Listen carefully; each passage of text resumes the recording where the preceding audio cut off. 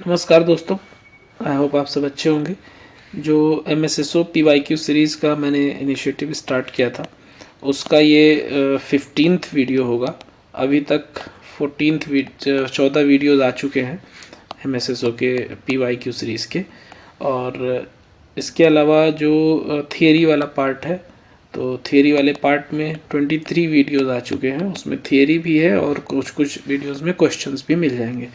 तो जितने लोग MSSO एम्स CRE और KGMU और Kalyan Singh super speciality cancer institute की प्रिपरेशन कर रहे हैं, ये उनके लिए बहुत ही बेहतर होगा। आप लोग यहाँ से देख सकते हैं, बाकी प्रीवियस वीडियोस भी देख सकते हैं अपनी तैयारी को बेहतर करने के लिए।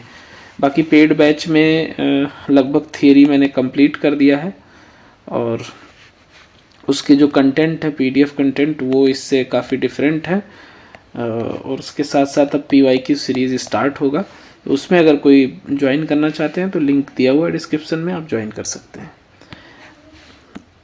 Question number 131, the classification is necessary for which purpose. तो क्लासिफिकेशन इसलिए नेसेसरी है क्योंकि जब सर्टिफिकेट आपको जो मिलता है UDID का, जो यूनिक डिसेबिलिटी आइडेंटिटी, तो UDID का सर्टिफिकेट जो मिलता है वो तभी मिलेगा जब आपको क्लासिफाई किया जाएगा कि जो टाइप है 21 टाइप डिसेबिलिटीज़, उसके अंदर किस डिसेबिलिटी में कितनी सीवियरिटी है। बेंचमार्क डिसेबिलिटी एटलीस्ट 40% से अबव होना चाहिए, 40% या 40% से अबव होना चाहिए डिसेबिलिटी, तभी आपको सर्टिफिकेट मिलेगा। नेक्स्ट क्वेश्चन है, an IQ of 70 and below classifies the person is having mental retardation. तो जो 70 और 70 से बिलो होता है, 70 से बिलो मतलब कि बॉर्डर लाइन जैसे 69 तक होता है, तो उसको मेंटल रिटार्डेशन की कैटेगरी में रखते हैं, माइल्ड लेवल के। और अलग अलग क्राइटेरिया है, अगर बिलो 20 होता है तो वो सीवियर प्रोफाउंड होता है। ये तो इस तरीके से अलग अलग माइल्ड, मॉडरेट, सीवियर, प्रोफाउंड के परसेंटेज और IQ रेंज डिफाइंड है। The vocational training for the person with mental retardation has always been associated with. तो वोकेशनल ट्रेनिंग इसके लिए होता है sheltered workshop. One of the basic aims of early intervention is early detection and prevention of disabilities and handicaps। तो ये मैं अक्सर कई वीडियोस में बोल चुका हूँ कि अर्ली इंटरवेंशन से पहले जो होता है वो होता है अर्ली डिटेक्शन। ये पहले आएगा, ठीक है। पहले यानी पहले डिटेक्ट कर लिया आपने, और जब डिटेक्ट कर लिया, सॉरी इन्होंने डिसेंडिंग ऑर्डर में दिया हुआ है, प्रिवेंशन पहले होता है, ये डिटेक्शन दूसरे नंबर पे होता है, और इंटरवेंशन तीसरे नंबर पे होता है, और चौथे पे होता है रिहैबिलिटेशन यानी जो है रिस्टोरेशन। तो अगर आपने प्रिवेंटिव मेजर्स अपनाए हैं तो प्रॉब्लम नहीं होगी, और प्रिवेंटिव मेजर्स नहीं अपनाया है, आपने देख लिया कि ये बीमारी हो गई है, डिटेक्ट कर लिया, तो जितना जल्दी इंटरवेंशन होगा उतनी जल्दी रिहैबिलिटेशन होगा। Children with MR and mental retardation are capable of developing social and communication skills। तो ऐसा नहीं है कि कम्युनिकेशन और सोशल स्किल्स बिल्कुल लैक हो जाते हैं, डेवलप किए जा सकते हैं, और उसके लिए ट्रेनिंग होती है, और माइल्ड लेवल वाले में तो आसानी से हो जाती है, बट जो मॉडरेट और सीवियर हैं, प्रोफाउंड, उनमें थोड़ी दिक्कत होती है। Children with mental retardation cannot express clearly their thoughts, needs and feelings, क्योंकि उनमें उतना इमोशनल इंटेलिजेंस कभी लैकिंग रहता है। Children with mild mental retardation require some measures of supervision due to limited ability to foresee the consequences of their action. तो ये true है statement. Assertion है, operant conditioning methods are being used increasingly to teach children with mental retardation। and reason है, training the builds one step by step progression lead to substantial progress in mental retarded children। तो दोनों सही है, reason और assertion। in microcephaly there is an increase in the size and weight of the brain and enlargement of the skull। तो ये इसमें sir बड़ा हो जाता है, इस स्टार्टिंग में भी क्वेश्चन था आई थिंक, तो इस वाले कंडीशन में।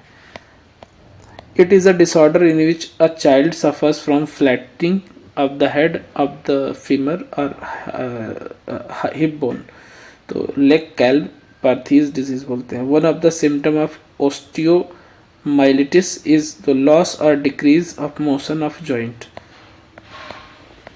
Poliomyelitis is otherwise known as infantile paralysis. People with this muscular dystrophy have difficulty in walking and are often bound the wheelchair by the age of 20. इसको limb girdle बोलते हैं।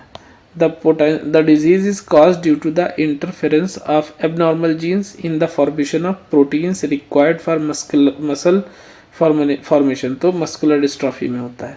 This is an infection of bone. Infection of the bone is referred to as osteomyelitis. अगर bone में infection है तो उसको osteomyelitis बोलते हैं। Disability of the bones, joint, muscles leading to substantial restrictions of the movement of the limbs is known as locomotor disability. तो locomotor disability में जिसमें चलने फिरने में दिक्कत आती है। Morning stiffness is the characteristic feature of rheumatoid arthritis. तो रिमेटाइड आर्थराइटिस में जो है अक्सर सुबह सुबह अकड़न रहता है, जकड़न रहता है, उसी को जो है आर्थराइटिस बोलते हैं। Early detection and treatment of the disease is a secondary prevention. जितना जल्दी आप डिटेक्ट कर लो उतने ही जल्दी आप ट्रीटमेंट के लिए ले जाओगे, तो वही उसको जो ट्रीटमेंट वाली प्रोसीजर होता है उसको प्रिवेंशन बोलते हैं, उसको सेकेंडरी प्रिवेंशन बोलते हैं। Action taken prior to the onset of the disease disability is known as primary prevention. Continuous comprehensive evaluation need to be adopted for children with disability and lower extremities. The Person with Disability Act 1995 emphasized the provision for successful inclusion of students with locomotor disability by removal of architectural barriers from schools. तो जो स्वावलंबन scheme है और public buildings को जो है barrier free बनाना, वो उसी का जो है ये एक उसी की वजह से आप जितने जगह पे देखते हो पब्लिक प्लेसेस पे अगर स्टेयर्स बनाए, सीढ़ी बनाए, तो उसके साथ साथ रैंप भी बनाए जाते हैं। पर्सन विद डिसेबिलिटी एक्ट 1995 में है। Rights of person with disability act 2016 में है।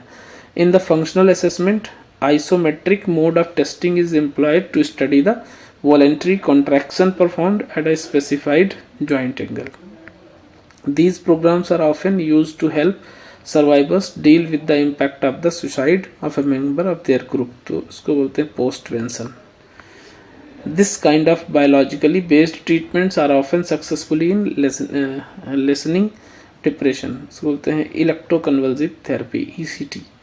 अब तो modified MECT दिया जाता है, तो अब कहीं भी आपको MECT दिखेगा तो उसको आप डिफरेंट चीज़ मत समझ लेना। modified ECT में जो मतलब शॉक की जो इंटेंसिटी होती है वो कम होती है। Avoidant personality disorder is characterized by low self esteem. One of the major clinical features of anxious और fearful behavior is good response to therapy. A persistent impairment of sexual interest or response is called sexual dysfunction. अब sexual dysfunction organic भी हो सकता है और psychological भी हो सकता है, तो इसीलिए आप लोग देखोगे साइकेट्रिस्ट भी जो है सेक्सुअल डिसफंक्शन का ट्रीटमेंट करते हैं, इरेक्टाइल डिसफंक्शन का भी ट्रीटमेंट करते हैं, बट वो होना चाहिए साइकोजेनिक, ना कि बायोलॉजिकल इश्यूज़ के। This is a chronic severe debilitating mental illness. तो स्किज़ोफ्रेनिया एक सबसे खतरनाक, एक हिसाब से अगर कहें तो बाकी बीमारियों का जो फिजिकल बीमारियां हैं उसमें का कैंसर है। स्किज़ोफ्रेनिया अगर सही समय पे डिटेक्ट हो गया, सही समय पे ट्रीटमेंट स्टार्ट हो गया तो इंसान ठीक हो जाता है टाइम पे। अदरवाइज़ ये लॉन्ग लाइफ चलता रहता है। अगर पूरी लाइफ चलता है किसी में तो मेडिसिन से वो मैनेज हो जाता है। सिटिंग और standing in the same position for prolong time is one of characteristic of mental illness. जो एक रिजिडिटी रहती है, उसको समझ ही नहीं आता, चलेगा तो चलता रहेगा, बोलेगा बोलता रहेगा, या खड़ा रहेगा तो लंबे टाइम तक खड़ा रहेगा। Mental illness are associated with distress in social work और family activities. Mental disorder leading to disability, अब स्किज़ोफ्रेनिया भी हो सकता है और भी हो सकता है, बट इसमें स्किज़ोफ्रेनिया होगा। बाकी